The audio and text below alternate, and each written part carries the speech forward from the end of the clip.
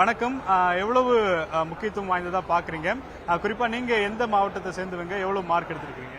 நாங்க வந்து திருவாரூர் மாவட்டத்திலேருந்து வரோம். 497 எடுத்திருக்கேன். என் பேரு தேஜஸ்ரீ. சாய்ராம் ஸ்கூலு.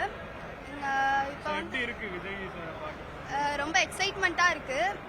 அவர் இந்த முயற்சி எடுத்தது வந்து ரொம்ப மகிழ்ச்சியா இருக்கு. போன வருஷம் எடுத்தாங்க, இந்த வருஷம் தருவாங்களான்னு ஒரு டவுட்ல இருந்தோம். இந்த வருஷமும் தருவாங்கன்னு நினைச்சப்போ ரொம்ப சந்தோஷமா இருந்துச்சு. உங்களை பத்தி சொல்லுங்க. என் பேர் எஸ் ஸ்ரீவர்ஷினி. நானும் சாய்ராம் ஸ்கூல்லேருந்து தான் வந்திருக்கேன். திருவாரூர் டிஸ்ட்ரிக்ட் தான். நான் வந்து 10th வந்து 495 எடுக்கிறேன். இதுவரையிலும் யாரும் எஜுகேஷனுக்காக இவ்வளோ இம்பார்ட்டன்ஸ் கொடுத்து யாரும் இவ்வளோ அவார்ட்ஸ்லாம் கொடுத்ததில்ல. ஃபர்ஸ்ட் டைம் எங்களது தளபதி சார் வந்து கொடுக்குறாரு. ஒரே கிளாஸா? ஒரே கிளாஸ். எல்கேஜிலேருந்தே ஒரே ஃப்ரெண்ட்ஸ் தான்.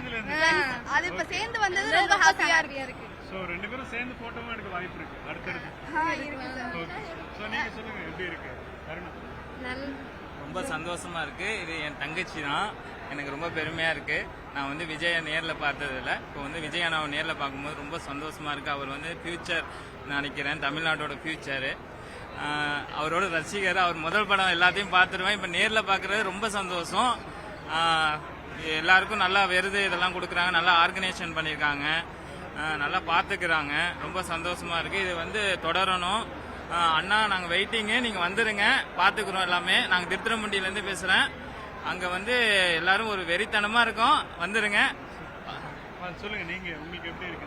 ஆக்சுவலாக நானே ஒரு பெரிய விஜய் ஃபேன் தான். இப்போ என் பொண்ணால் அது எனக்கு நேரில் சாரை பார்க்க போகிறோங்கிறப்ப ரொம்ப ஹாப்பியாக இருக்குது, ரொம்ப ப்ரௌடாக இருக்குது.